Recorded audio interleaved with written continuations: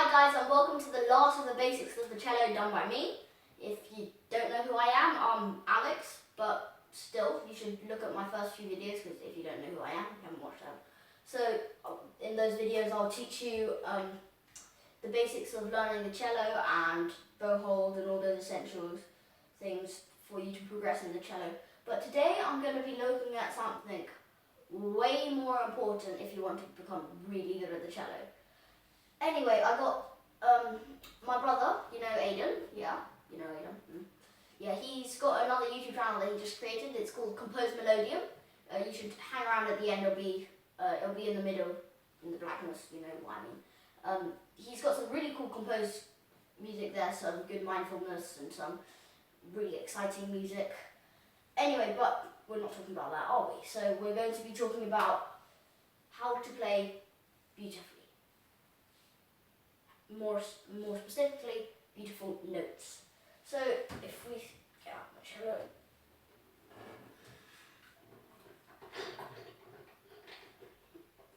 So I've had a lot of people play the cello, I've heard them, and they're about grade 5 standard, but their notes are not very beautiful. That's the simplest word I could come up with. So it's like, have you ever heard anyone play like, right? That's really bad ways of playing. It's like, if you're playing a really complicated piece and you play like that, the audience's ears will really start to hurt. Promise me. So just watch this video and it'll be all fine. So I got 3 top tips, I think 3, yeah, we'll see 3, of how to make your notes beautiful. This video might be a bit longer than normal, but it's very, very helpful in what you do and play. So, first one, you guessed it, vibrato. It's where you vibrate the strings to make it sound, the note, like wavy in a sense. It makes it more beautiful. Again, beautiful. But like, there's different types of vibrato. So the main one is where you go. So that's like a very strong vibrato. So just hear the note without vibrato, and then hear the note with vibrato.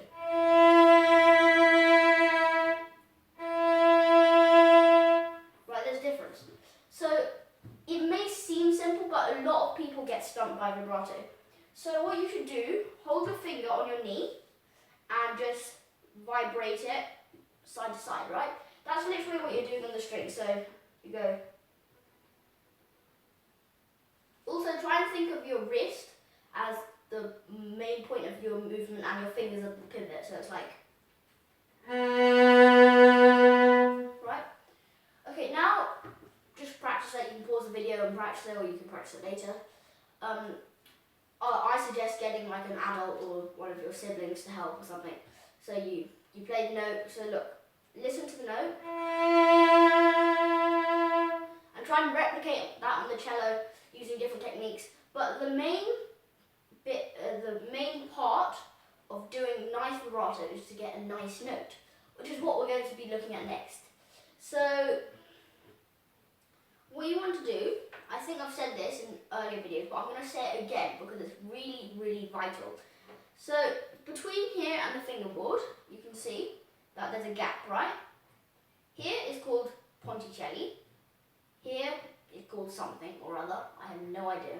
Just look it up. Anyway, where you want to be playing is here, because ponticelli makes the sound like this. If you've watched my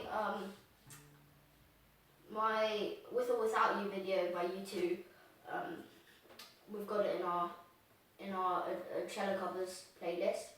I play like this.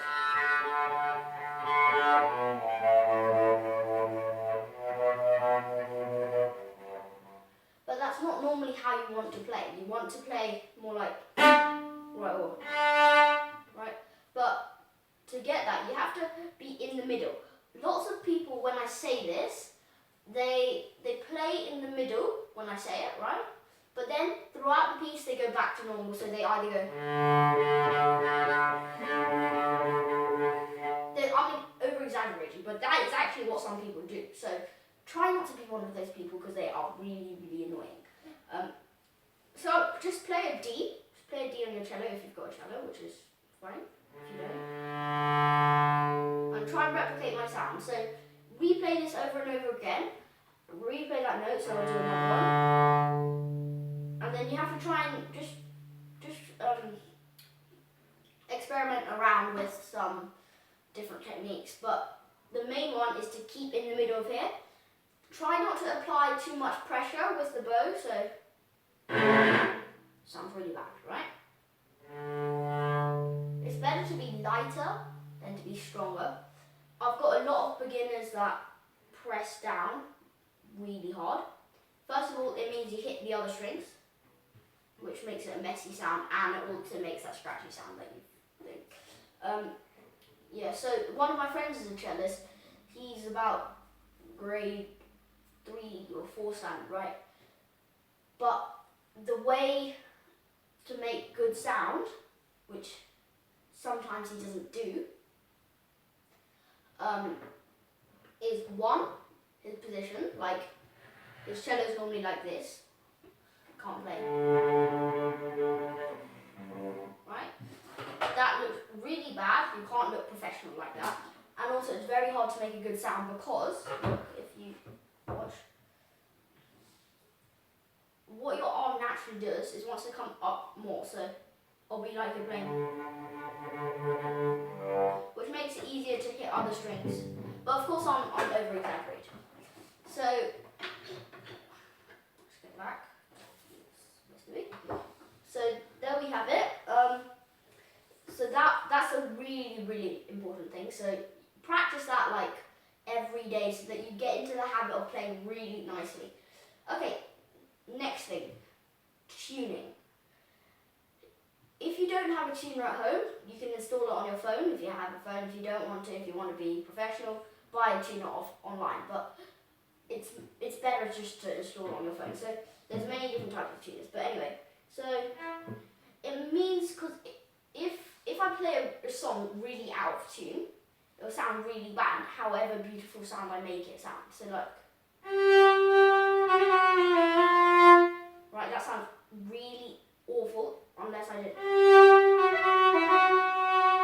Right, I'm not playing the same thing.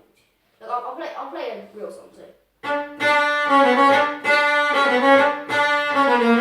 Right, so that sounds good because that's in tune. If I play it out of tune. Second part, but you heard the difference, right? It sounds actually really horrible when you play out of tune. That's another important thing. Okay, now let's come back to vibrato. This is a bit more advanced, but since you're getting there, you're nearly at the advanced stage, I think I'll better teach it. So, as I said earlier, there are different types of vibrato. There's a strong vibrato. That's also called a fast vibrato sometimes. There's a slow vibrato. And then there's an attack vibrato where you go, right? These can be used in a different way. Like they can even be used in plucking, like that. Right? Let's get some energy. So like.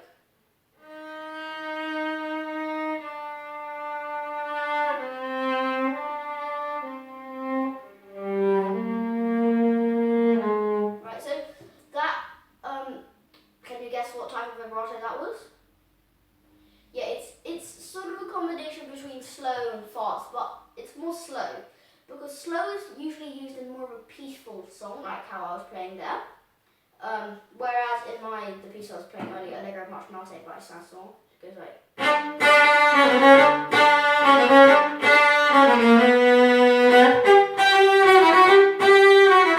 Right, so that's with a fast and attacking vibrato.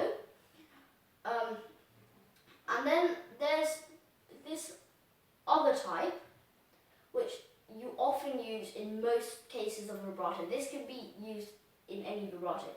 It's where lots of adjudicators pick up on this if you go to competitions a lot. You want to almost vibrato before you put the bow on the string, so you go like this. Because it gives the vibrato more of a lengthy sound, and it's more joined together. It's not like you should just start it there. So there's also, you can change the way your vibrato goes over the time, so it can go.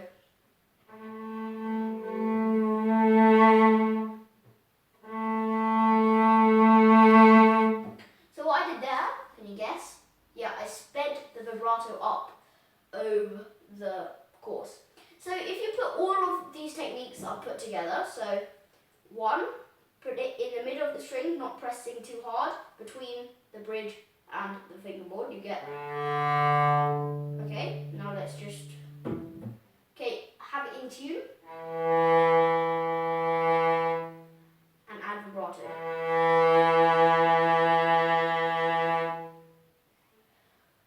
And that's literally the basics of playing really beautiful notes. I hope you enjoyed that video, and keep practicing how to do that on the cello. And don't go back into the habit of doing really bad technique like that. Right? Just keep on at it, and it will really reward you with really lovely music. Okay, I hope you enjoyed that video. Don't forget to subscribe and check out my brother's new YouTube channel. And I'll see you some other time, I guess.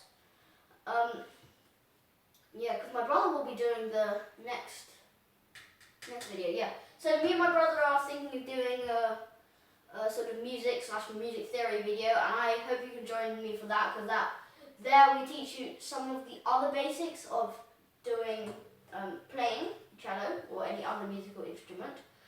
For example, how to read notes. I haven't picked up on that yet, because we're going to make a video of that later. And if you're one of the lucky ones watching this in like the future, after I've made the video, obviously, the video will already be made, and it might be in the top right corner, I don't know. We'll see what happens. Anyway, thanks for watching. Again, don't forget to subscribe. We're trying to get 1,000 subscribers. Okay, see you some other time.